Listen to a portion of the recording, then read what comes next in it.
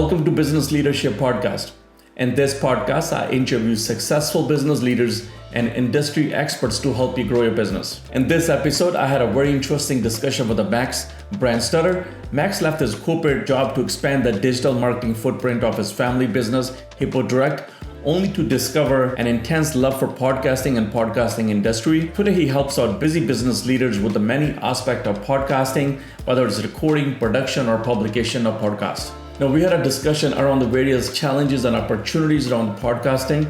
Max shared his journey to podcasting, and he also talks about some of the key benefits for business. If you're a business owner or if you're in a key leadership position in a business, you want to explore podcasting as an option. This could be your very cost-effective option to build a brand, communicate with your staff, and communicate with your clients or prospects. Max also talks about some of the challenges. And consistency is one of the very critical challenges in podcasting, and it takes a lot of time and energy to stay consistent and create this content that your customers need. And Max's teams also helps out with all the challenges for business leaders as well. If you like this content, don't forget to send me your feedback and subscribe to this channel. Until next time, please enjoy my discussion with Max Branstetter. Thank you. Hi guys, welcome to Business Leadership Podcast. Today our guest is Max Branstetter. Max, the area we were going to talk about the podcast, and this is the area we play in as well. A lot of businesses, as we know that, after a couple of years of disruption, they're all trying to grow the business. They are all trying to scale back where they were before. And a lot of challenges around the marketing and brand building. Podcast is one of the area that plays a critical role in that. So if you walk us through your journey, how's your journey been and what got you into podcasting?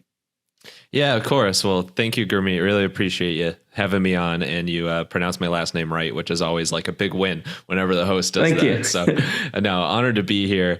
And yeah, my journey has been really an organic journey, and organic, not inorganic, an organic journey with podcasting, because I've gone from podcast listener to podcast host to starting a small podcast service for my family business at the time to now full-fledged podcast production business.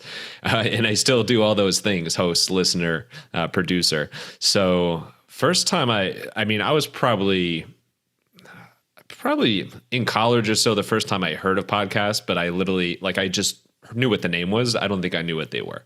It wasn't until many years later, back in 2017, that I first started listening to podcasts, because I'm from Cleveland, Ohio, huge fan of all Cleveland sports. And it just so happened around that time, the Cleveland Cavs, some of their players, Richard Jefferson, Channing Frye, the reporter Allie Clifton, had launched this podcast called Road Trippin'. That was a really cool peek behind the scenes, looking at these NBA players and in the Cavs locker room and in the hotel. And it was like, it just struck me from the first time I listened to it of like, oh my God, it feels like you're sitting there with these NBA players and personnel. And, you kind of feel like you're a fly on the wall, or like you're in the room with them, and you just kind of had access that you didn't have before. So I was like, wow, this is pretty cool, intimate medium. And it's like a really cool look behind the scenes. And then some of my favorite Browns players, shout out Joe Thomas, Andrew Hawkins, they launched a podcast. So it was, all of a sudden there's kind of like this Cleveland podcasting sports momentum that was going on at the time. And then somewhere along the way, I realized that there were plenty of podcasts, and now there's a lot more in the business space, but you can, if you can learn a lot from sports podcasts, imagine how much you can learn from business podcasts and apply it back to the business world. So I got big into listening to those. And it was around the time for my family business, Hippo Direct, we were looking for ways to market the company and connect with other small business owners and other entrepreneurs. And we just kept going back to we need to start a podcast. Let's do it. Let's interview entrepreneurs. Let's find out, their stories, meet them. Will be great from a networking standpoint, but also learn and share, for the listeners, like the tips and tricks of okay, how have you been able to grow your business, or what marketing tactics have you used, and what's actually worked for you? What's, what's believable, what's not just like an online scam, what's an actual good tactic that you can do. So launched the Wild Business Growth Podcast, and really quickly realized, well, one, I love podcasting. It's extra fun once you become a host or interviewer like yourself. And then two, I started to have people reach out to me really quickly after a few episodes and being like, hey, that's awesome. You started a podcast. Can you help me launch one? Or can you help me edit mine? And so that was another aha moment of, oh, wow, this could be a whole business line here. And then eventually it became clear back in 2020, like this deserves to be its full separate business. And that's when I launched Max Podcasting. So I could keep going on and on about that full story, but basically it's been a really organic journey to where I am now with a full-time production business. And I still love hosting Wild Business Growth Podcast to this day. Yeah. Thank you. Thanks for sharing that story. Definitely, we're going to get through the podcasting, all the challenges.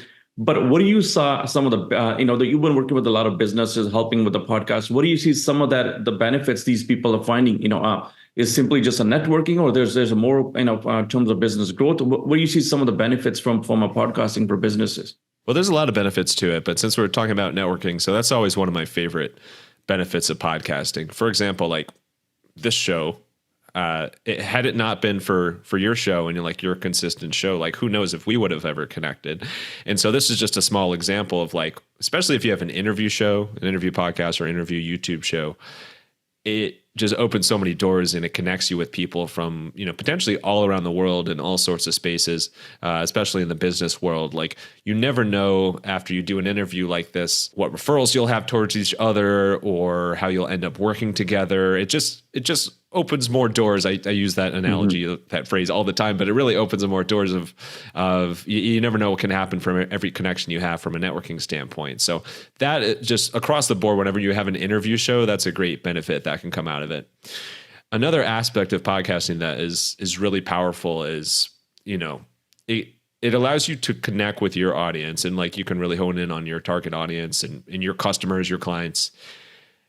And there's something so strong about your voice. And then now that, video is becoming so much more popular, like there's something so strong about seeing people's, seeing them talk, seeing their reactions, seeing their conversation, and seeing that visually as well. So voice and audio, like it's such an intimate form of storytelling that whatever is your story, your brand story or your personal brand story, a podcast, a consistent show like that is a phenomenal medium to get that across. And often, if there's a potential client that's considering working with you, a prospect, as some would say, yeah, if they can, go online or go to their podcast app and then find and listen to you and listen to some of your shows, some of your episodes before even talking to you, that just totally strengthens their connection with you and the potential to work together with you because you have that credibility. You really have that sizzle reel there based on the episodes you've done.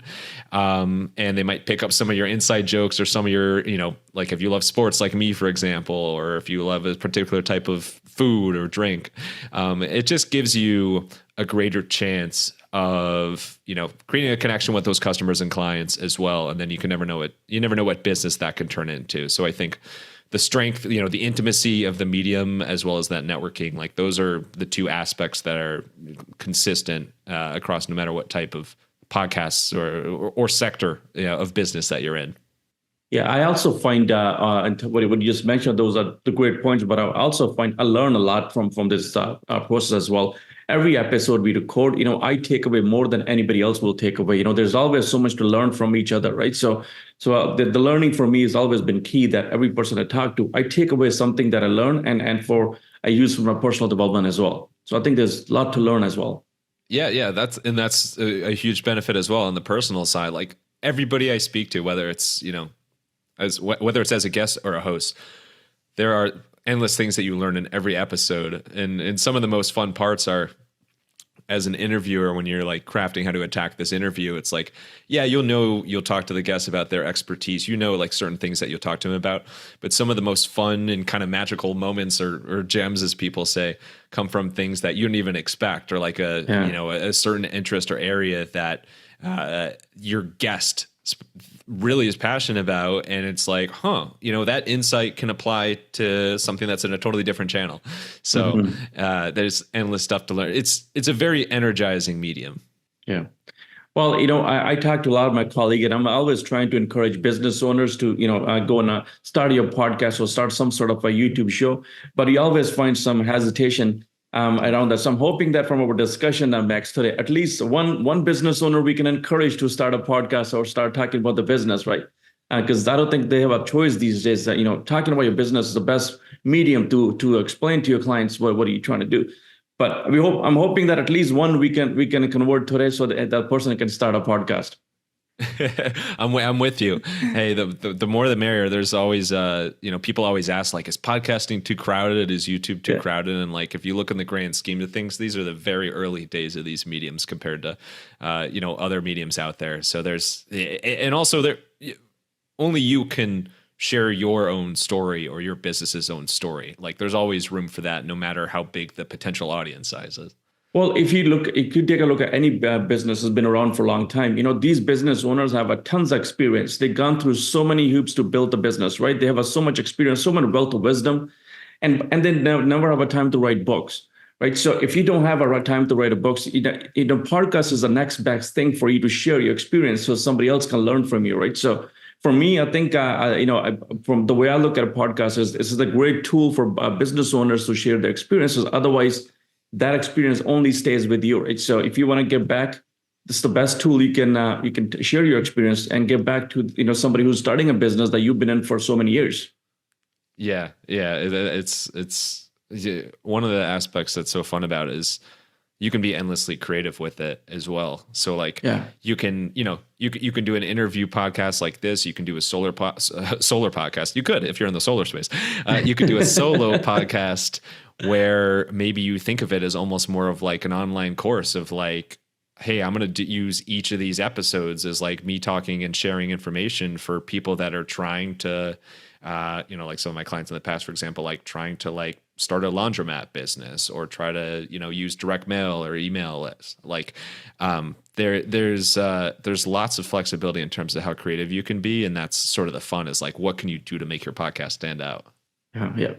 So let's talk about the challenges. Other side of the fun stuff is the hard work, right? So it's a lot of hard work. I think a lot of people don't realize how much time and effort it takes to have that consistent podcast. So if you talk about your challenge, I'm sure somebody will learn from your challenge. What do you experience when you started building a podcast, or when you help business leaders? A lot of people start, they just don't have, they keep it on a consistent basis, ongoing basis, right? They will drop out in the middle of the. So what are some of the challenges that people face when they run a podcast show? So the first thing that jumps into my mind is time. And you'll hear that in so many different things in business, obviously, but podcasting takes a ton of time. And this is one of the insights for like why I got into the production side and started this in the first place, is that podcasts can have many benefits, as we talked about, but also like they're unless you're using some sort of outside help, or you have like an incredible system, or you have an incredibly short length podcast, it's almost impossible for a podcast not to take a good amount of your time. So with that in mind, it's important to make sure that it's right for you to be podcasting, meaning like you have to make sure that you're actually passionate about what you're talking about. You know that you're not going to see results right away. It's like a long-term thing that's like often a slow build over years, and it's a complement or companion to what you're already doing. So you have to know those things going on. But I think that time hurdle is a big thing that makes a lot of new podcasters hesitant to start, because it is intimidating when you're like, I'm so busy. How can I add this into my life? And the other thing is there's a misconception. Like I remember like Road Trip in that first, that basketball podcast that I first listened to. When I first started listening to it or listen to multiple episodes, I was thinking like, oh, this is so easy. Like you're in a hotel room. I mean, they were in a hotel room or the locker room, and it's like a few people talking, and then they just record it and then they publish it.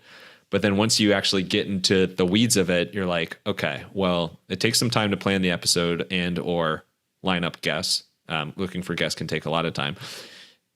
Actually recording it is like the smallest time consideration of all the podcast tests. A lot of people don't realize what you just mentioned, right? Looking for guests is a lot of time. Then preparing for the discussion is a lot of time, and then recording is not that time consuming. Right. And that's you can record it. And that's the pure fun. Like that's the Super Bowl. That's when you're on. But then after that, like the editing, especially, and then the marketing are like, depending on how much you do, are easily the most time consuming aspects of it. So if you're doing an episode every week, for example, like, yes, you're only recording for often, less than an hour or half an hour or so. but there's multiple hours each day. Like if you're going to do everything yourself in order to do everything that you want to like build and market and marketing's are always so hard. So I think time is a really big challenge. So I think to help with that, it helps to be super organized and seeing like, okay, have a good system for, all right, here's how much time I'm going to spend researching guests. Here's how much time I'm going to spend every week or every other week, reaching out to guests. Here's how much, here's, I'm going to use systems like Calendly to make the scheduling easier. I have my setup in Zoom or whatever my recording software is. And then also figure out, once you do a few episodes, what are the things that I like doing myself and what are the things that I'd be okay paying somebody else to do it, because then it's off my plate and that's a worthwhile cost if it saves you that much time.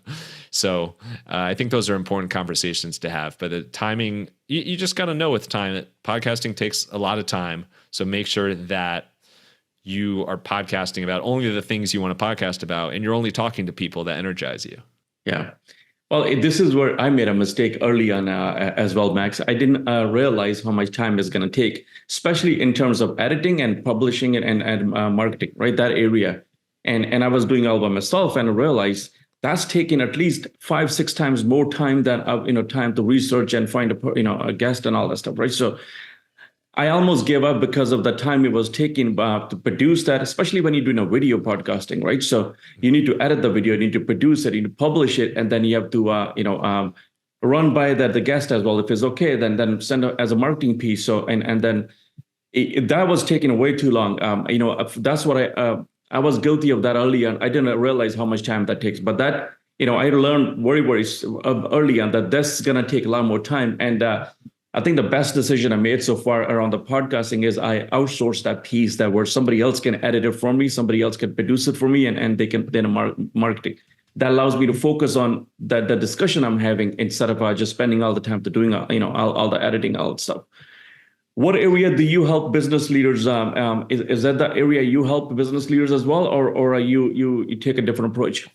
Yeah, that's a perfect segue. I appreciate it. So with Max Podcasting, I say that the main thing, and really our mantra, is saving you time with your high quality podcast. So it's that saving time piece. And then it's also making sure that we deliver high quality, because as there's more and more podcasts and more YouTube shows, there's a greater disparity in quality. And if you have a poor quality show, that reflects back on your brand or your personal brand. And people are going to be like, oh, this person, they don't care about how they look or sound and don't care about the actual content. This is like unlistenable. Like that doesn't really bode well for their business reputation. Mm-hmm. On the flip side of that, if it's outstanding quality and it's like an enjoyable show for people to tune into each time, then that only strengthens the possibilities there. So that's what we do overall. And then how I say what we specialize in is the 3 P's of podcasting. So planning, production, and promotion. So planning is like the launch phase, being a brainstorming partner, helping you launch a podcast. The creative side of that, like name, artwork, description, music to license, things like that, as well as the technical side of getting it set up on a third-party host or getting it set up on YouTube, all these things. And then production is what you think of from an editing standpoint. Like you said, like with most of our clients, the most we work with them on the week-to-week basis is from an editing standpoint. So like they'll do the recording, of course we help get set up and help them get launched and everything, but they'll record, share the files with us, and then we'll do like the fully polished MP3 episode as well as the edited video episode if they do that as well, and then publish that at their desired time with like title and description, things like that. And then the promotion is really the marketing of it, where we provide some marketing elements like video clips, audiograms, blog transcripts. So there's a mix of things we do, but the 3 P's of podcasting, there's always plenty to do there. Mm-hmm. So let's talk about business leaders or business owners who never done a podcast, Max. So if I'm never done a podcast, I know I'm interested. I want to start. Where would I take a look? What would the first couple of steps I can do, or what should I consider so I don't have those hurdles when I'm trying to grow my podcast show? So where can they start from? Well, I always love to start with goals, because everything you do should tie back to your goals. Same thing with anything in the business world or why you're starting a business in the first place. And so I think it's really important to think through, like, why am I starting a podcast?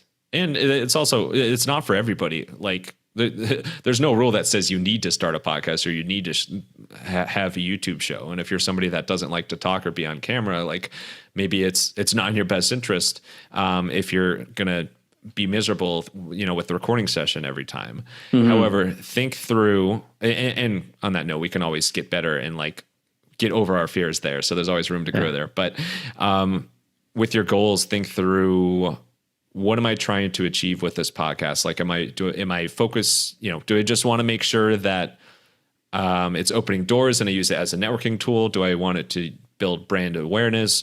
Do I want it to drive sales or drive leads for the product or service that I'm selling? So think through that at the start, because in the brainstorming phase, before you even launch it, that's going to help flesh out those details of, well, what's the podcast name? What should the artwork look like? What's the description? That summary paragraph that's on the podcast platforms, where if somebody clicks on, your podcast cover art or your podcast name, it tells you what the podcast actually is. So those things need to be crystal clear, but they all go back to goals. So that's some of the aspects on the creative side. And then on the more technical side, it's important to start thinking about equipment as well. So I look back to my journey starting Wild Business Growth Podcast, and like a huge inflection point of going from the space of being like, all right, I'm going to start a podcast, to like, all right, I'm ready. Like, we're launching this August 2nd and we have this episodes lined up. Like, the difference in firming that stuff up was when I finally bought a microphone. And it's actually it was a previous model, but this exact type of microphone I have here. Big fan of the Audio-Technica ATR 2100X, and really, really good bang for your buck mic. But anyway, when you finally buy a microphone, and have it in your hands and can start doing some, test recordings into your laptop, it starts to get way more real. It starts to feel way more real. And also it takes a little bit to get used to talking into a mic, like just talking into a mic and sounding like a normal person instead of like an announcer voice of like, yeah, because everybody wants to project into a microphone, but like the microphone picks up your voice and projects for you anyway. So it takes a while to get used to talking normally. And then also everybody, like, that's another thing that holds people up from podcasting. Everybody hates the sound of their own voice. And I can tell you now, like, after I've done so many hours and episodes and recording and all that, like, I don't mind the sound of my voice at all anymore. But at the start, it's strange for everybody to hear themselves, because it's just something in our bone structure where our actual voice is more high pitched than we think it is.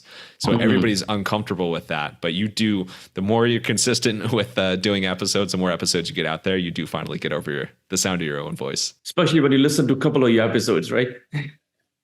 Exactly. That's a painful experience, listening to your first couple of your episodes, right? Yeah, it's like, who's that guy? I was actually suffering different problems. So when having an IT background, technology background, I just wanted to make sure technology is so perfect, and I kept replacing the mic, I kept replacing all the cameras and all the stuff. I just wanted to bring it to the level where I was.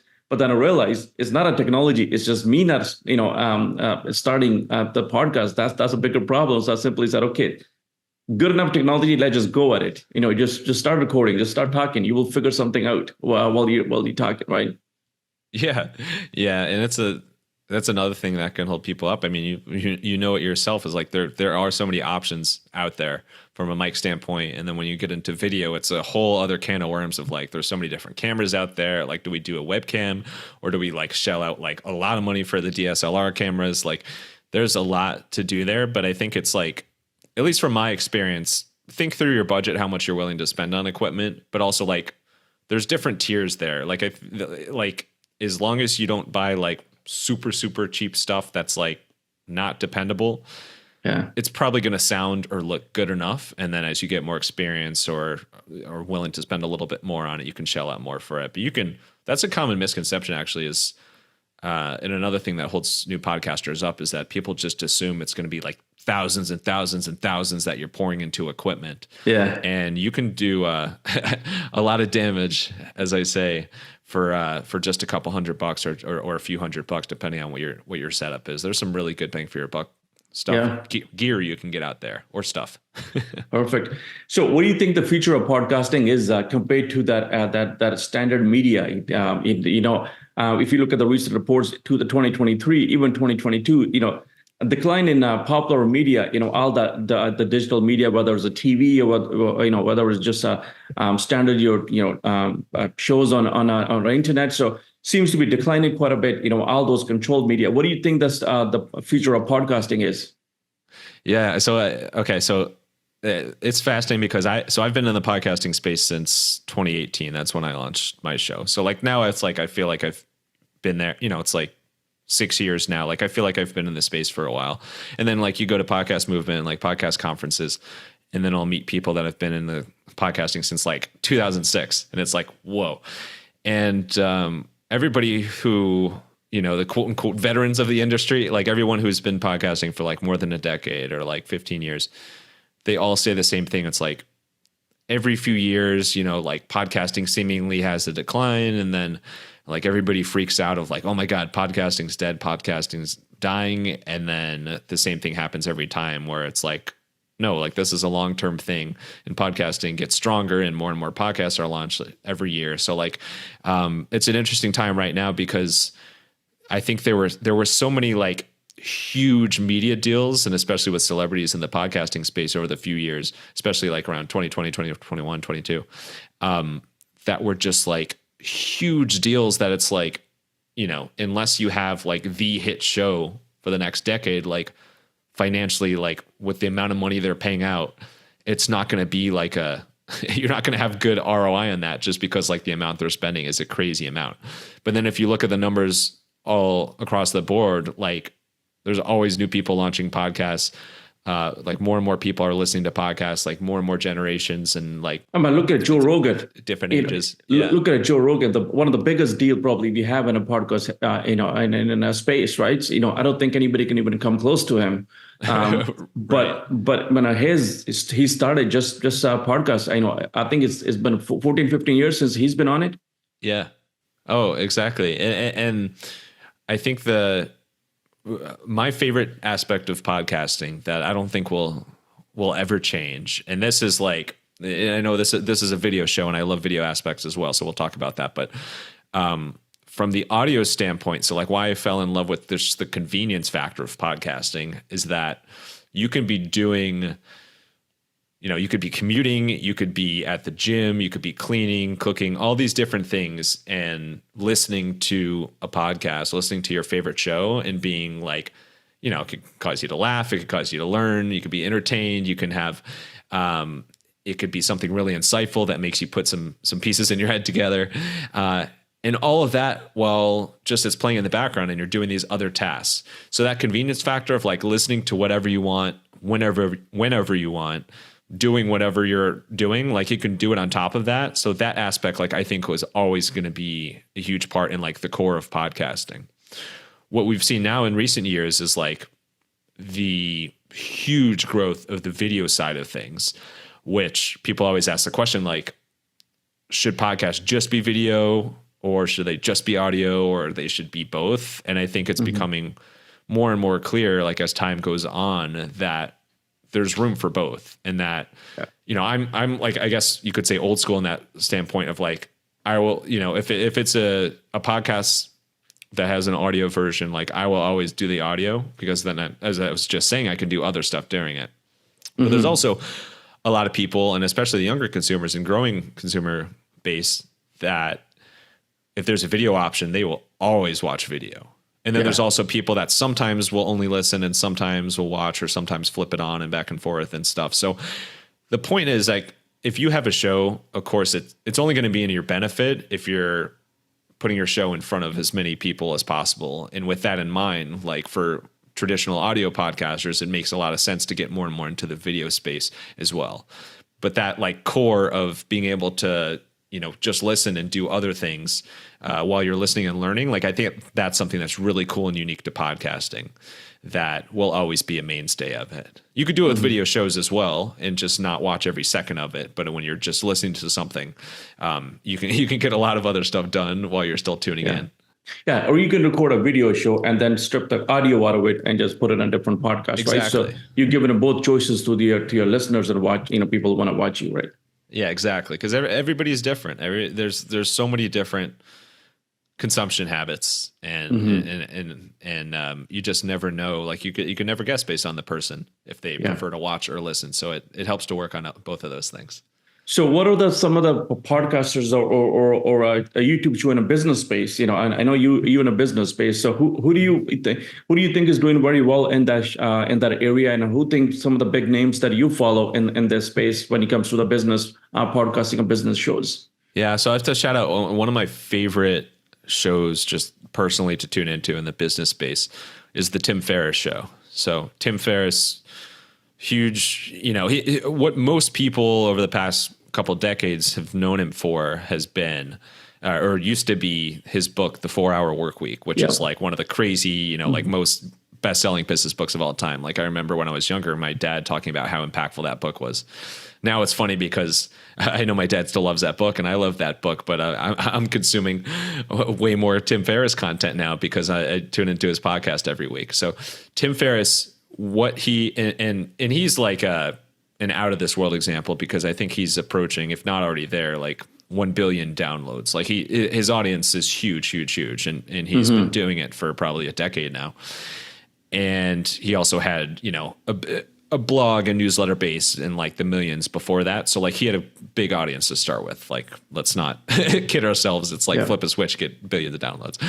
But what I think is so great about his show is that he's one of the best interviewers I've ever heard. And you can tell he does his research, but he lets the guest talk. Like if the guest is telling a story that's like, you know, basically takes you on an incredible like Hollywood adventure in a 20-minute story, Tim might not say a word. Like he might just totally leave it up to the guest. So he's really good at that. And he's also really good from his research of finding like the little nuggets about their background that are like, wow, like you just unlock some magic by diving into that area. And he just has really, really fascinating guests, like everybody from, I mean, recently he had like the founder of Cirque du Soleil.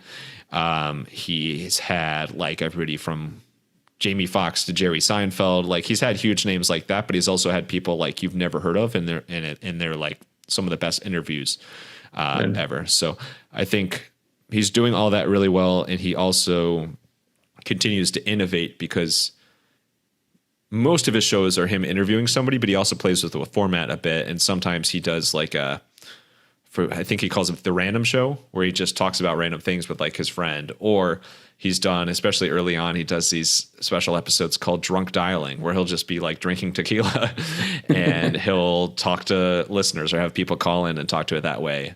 And he's like repurpose old shows in a number of ways. So he's doing really well with that. And of course, as you might guess, he's fully leaned into video as well. So his YouTube presence is just awesome and in top-notch quality. Mm-hmm.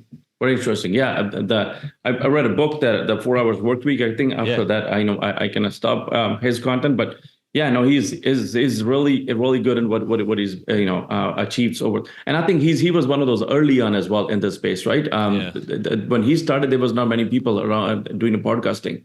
Right. Yeah, I think it was. I want to say it was around 2014 or 2015. Like it was around the time where, you know, you could start a business podcast or entrepreneurship podcast and like there wasn't that much competition in each space. And somebody, and some of the guests that I've had on my show, like awesome podcasters that I've met at conferences, I got to shout out another Cleveland guy, Jim Harold, who has the whole like paranormal podcast empire. And I'm not somebody who's like a huge paranormal fan or anything like that, but just for fun to like hear these stories of, one of his top shows is called Jim Harold's Campfire. And it's like all listener stories of like people just sharing kind of ghost stories. And it feels like you're sitting around a campfire. He's got the music for it like that.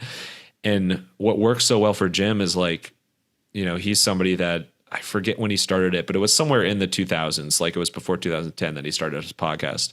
And the first podcast he started he just called it the Paranormal Podcast. And like there were no paranormal podcasts at the time.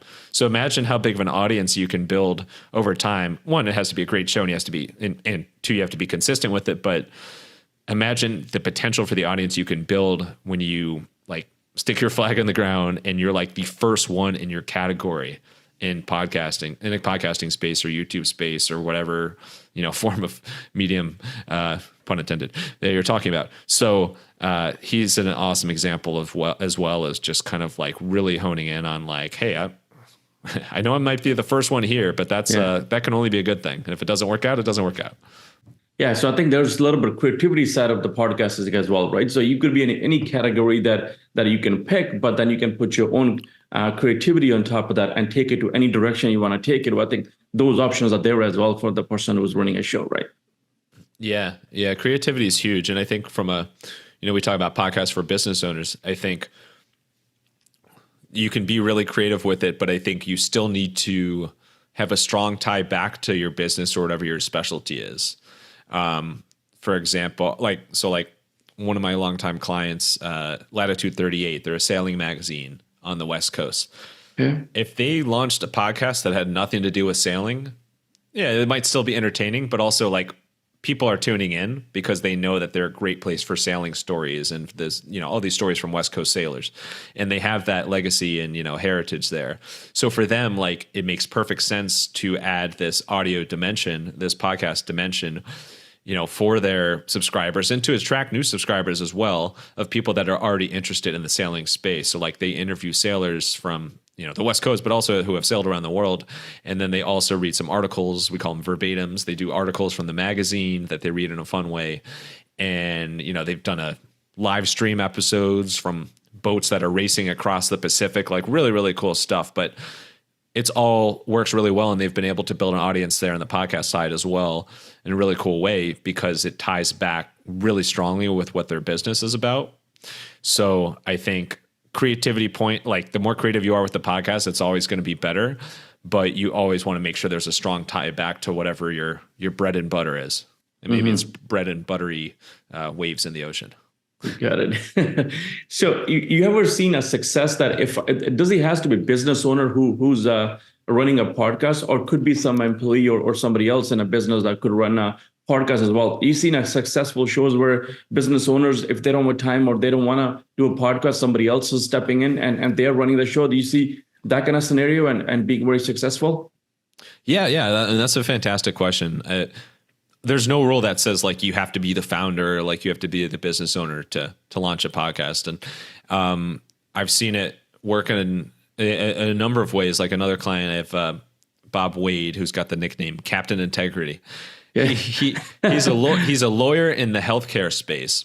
Okay. Deals with the Stark Law, where in the U.S. it's like a niche aspect of healthcare law. And so we're not going to get into all the details here. You can check out his podcast, Stark Integrity, for that.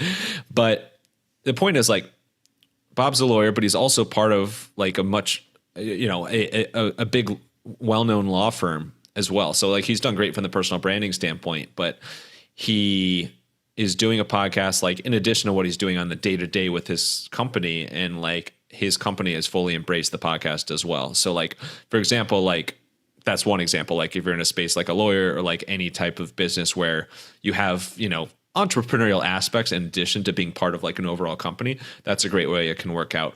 But also like you could be part of like a huge corporation, and like if you want to start a podcast talking that and it ties back to your business, as long as you get the necessary like approval, don't ruffle any feathers with like the leadership. Like there's plenty of opportunity to do that. And also, like I'm working with a lot of marketing agencies, and what's really cool is like they'll rotate around the host. So like it's not just like the CEO is the host this time. It's like sometimes it's a marketing leader, or like sometimes it's like a customer service specialist that's being the host. And so it helps to have multiple voices, or you might just find that like somebody in your company has like a really, really good podcasting voice, or like really, really just like attractive personality as a host, and like what do they call it? The gifted gab. Yeah. And so if they have that, then maybe like somebody in a totally different or like unexpected part of your company might be best suited to be a host for a podcast for your company. So there's a lot of flexibility there. And then of course there's a whole other category of people who launch a podcast that has nothing to do with business. It's just something that they're excited about, or like one of their hobbies. And of course, like there's, endless room there as well. Yeah. So there's a lot of options. What I was trying to get to, business owners always complain, but I don't have a time, or I'm so, I have so much going on, I can't do podcasting. So you can find other people in your team to help you out during the busy time and then get back to it, right? When you need to. So there's a bunch of options, as you mentioned, that you can run with, whatever option that works for your business, right? But nobody's going to tell better story than the person who owns a business end of the day. So yeah, they need to be part of it, but maybe not every day, and take a back seat when as busy season comes, or you're just running out of time. Yeah, and I think that approach that I hinted at, like I've seen agencies do it. Latitude 38 does it as well. The sailing magazine, of that. If you have multiple people that are willing to be a podcast host within your company, it is pretty nice to hear and refreshing to hear multiple voices. And like sometimes people are, love interviewing this type of sailor, for example, or like this person loves interviewing people in like the racing community for their example. Like if you can have multiple people that are willing to host, then it can make it more fun to listen to or watch over time. But it also, as you said, it takes the weight off of just one person's shoulders and divides it a bit, and can make it way more sustainable in the long run. Yeah. But at the end of the, if you gotta enjoy, whatever you do, right? So it's the fun side as well, right? So if you enjoy doing podcasting, I mean, this is a lot of fun. I'm talking to you, talking to a lot of people when you run a show. It's a lot of fun as well, right? So even though we don't have a time, if you can just spare a little bit of time and just have a fun with it, and then at least go back to what you're doing. So and you can if you're struggling with something in a business, you can ask those questions to your guests as well. You can find a solutions to your problem. What are you trying to deal with that as well during the podcasting as well, right? Yeah, that's one of the best ways to figure out like who you should be interviewing, or like the topics you want to cover, is like think about your own business or your own brand building journey, and think through like what's an area that I'd love to learn a lot about, or what's an area that would be really helpful for for us to add to our skill set, and then that can kind of point you in the right direction to find guests in that space. So that's an extremely important point, as is the point on fun. At the start of this interview, I was talking about like how you need to be really passionate about what you're podcasting on, who you're interviewing, that whole space. Fun is like right there with it, or like, yes, there's a lot of things to consider when you're launching any type of show, but it should always be fun. Like it shouldn't feel like a burden. And if you're not having fun with like the guest you're talking to, or the show that you're going to record, or I know like editing is not always the most, it's a reputation not always being the most fun thing in the world, because it takes so much time and it's like so many clicks and things like that. But, you don't need to have a blast with the entire process, but at least the like recording aspect, and then like being excited to, share it out. Like those things should always be fun for you. And if not, it's time to start thinking about like, well, what can we do to make it more fun? Or like, is this worth it to continue doing for us? Because now it's a pain instead of being fun. So that's important to think about from the very start. One of the items I always enjoy, Max, is, and I'm not sure, I want to share that with you. If not you, but somebody who's listening, I think they will enjoy that as well. I will go to sales meeting with or business development, or meeting with my client, and during the meeting, if my client mentions something that they're trying to figure out, or they're working on something, and they're not there yet, right? And I don't know how to help them. I will write down the problem they're up against, and I will go find a guest who's expert in that area, and I will record a podcast around the challenge that somebody mentioned to me during the podcast. During the meeting, that they are trying to overcome. I will record the podcast and send it to the prospect or client. So listen, I know you're trying to deal with the HR problem. Let me show you. Let me send you this podcast. Listen to it, from experts, how they solve the problem. And you could probably use some of those tips to solve the problem. And I get a lot of good feedback from clients on that, or from a prospect sometimes, that they will send me that, the podcast you send us, that was exactly what we needed. That solved our problem. We are so thankful. So, that helps out not only you, but also help your clients or prospect out, because you just help them solve the problem with the guest that you had on a podcast. Yeah, I appreciate you sharing that. It's an awesome example. And I think it makes me think of like what people have always done in the blogging space. Like if you look for, if you were to look across like the highest ranking blogs on like the top marketing sites or SEO sites, things like that, often they're driven by questions from actual users of sites, or like email interactions or phone conversations. that people at those companies have actually had and thought like, oh, we should create a helpful blog post about this. Now, obviously, we don't need to go into SEO because that's a whole other bag of worms of how stuff ranks high. Yeah. However, the same approach can work great. The same approach can work great in the podcasting standpoint of just like take note, like you're doing, like take note of questions, challenges that come up in conversation with clients, potential clients, just people in everyday life, like anything like that relates to the ballpark that you're in can make for awesome podcast episode ideas. And it might be something that you're, doing a solo deep dive on, or it might be something where, like your example, it might be something like your example where you're finding a guest who's just a true expert in that space. So that's a great way to brainstorm topic ideas and make it easier than just staring at a blank sheet of paper and just writing down ideas every time, because that's not feasible. Yeah. Well, you helping out not only yourself, but all the areas, like serving people, right? You got one person, you help them out. Somebody written, if your customer is dealing with an HR problem, find somebody who's written a book on HR, who's expert in a subject matter. Find somebody who's very good at that. Interview the person, talk about that issue the client was having, and then send it back to your client and say, listen, this is the one way of solving the problem. You may have a different ways, but let me show you one way of solving the problem, and that may help everybody in the process, right? Yeah, that's an awesome way to go about it. I'm all for anything that makes content creation easier, and so that aspect of listening, which also helps you as an interviewer, is a really, really helpful way to streamline things. Good stuff. So what's for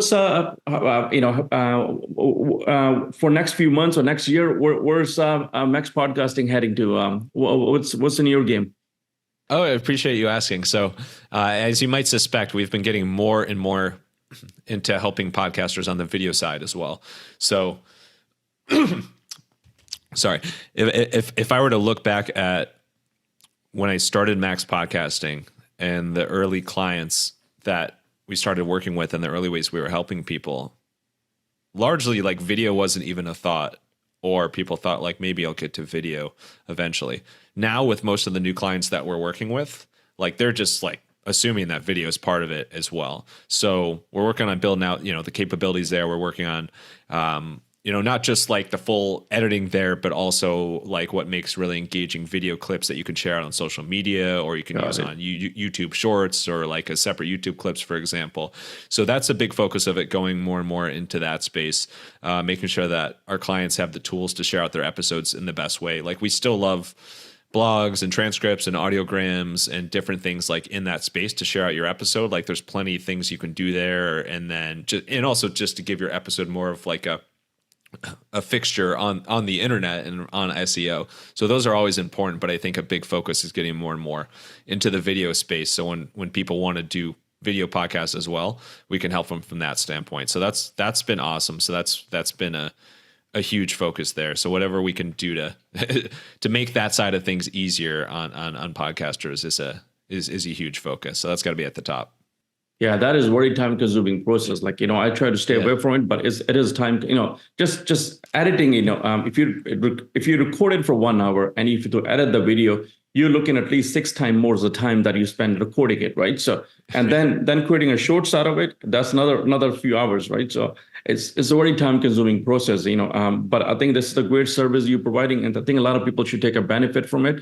And run with it. Simply save a lot of time. So then business owners who are watching or listening to us, that if you're starting a podcast, this is a great help that you can use. That for you to stay consistent on a weekly basis or monthly basis, whatever the time period you picked. Only way you can stay consistent on it if you're not spending as much time. If you're spending so much time producing it, editing it, you're not going to be able to keep up with it. Yeah. Appreciate the kind words. Yeah, that's what we're here for. We want there to be more and more helpful and fulfilling and, ROI positive podcasts out there for business owners. And we know that it's much harder to do that when you're all on your own and you're trying to figure out all these things or trying to edit all on your own. So that's what we're here for. It's I said when I started Max Podcasting, and I still believe this, that like one of my favorite things to do will always be hosting my podcast and meeting and interviewing entrepreneurs from across the world. Like I'll always love that. And that like pure, like energizes me. And, we built a community around it and I will always love that. Somehow over time, producing podcasts for other business owners has become even more fulfilling because I know that we've taken this thing that these business owners have wanted to do, but for whatever reason, the constraints that we talked about before weren't able to, and we were helping them, and now we've been able to help them to get over that hump and get it out into the world and see results back for their podcast, for their business, their personal brand, whatever that may be. So it's a very fulfilling space to be in. And it's easy to stay energized when you're working with awesome people and like-minded entrepreneurial interests as well. Very nice. So very interesting. I think when you give it back to community, it's definitely gives you a lot of energy back, right? So it helps a lot. So where can people connect with you, Max, if they want to connect with you and I want to chat with you? What's the easy way to find you? Yeah, appreciate that. So everything can be found at maxpodcasting.com. So maxpodcasting.com.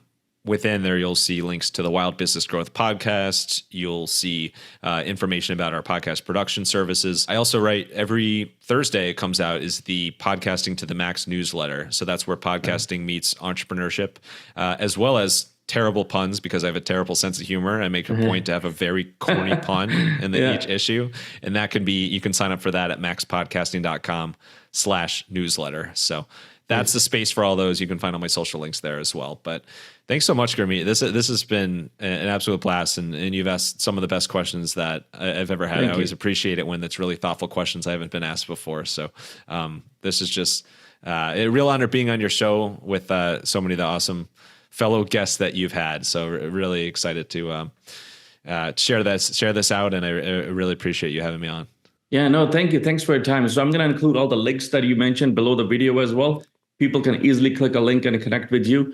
But I will highly recommend to the business owner, business leaders who are watching or listening to us, if you've been hesitant about starting a podcast because from a time standpoint or some, trying to figure out the equipment standpoint, reach out to you, have a conversation with you, connect with you. Who knows where the conversation can take you, but, at least reach out and have a chat. And I enjoy our discussion. I'm sure whoever reaches out to you, and they're gonna enjoy the discussion as well. And there's always something to take away from other podcasts, right? We all learn from each other, so they should connect with you, and they will. I'm sure they're gonna take something away that they can use that in a business as well. Whether they're gonna start a podcast or they're gonna look in the future somebody else to do a podcast, but they will take away something they will learn from you, I guess, right? From the discussion.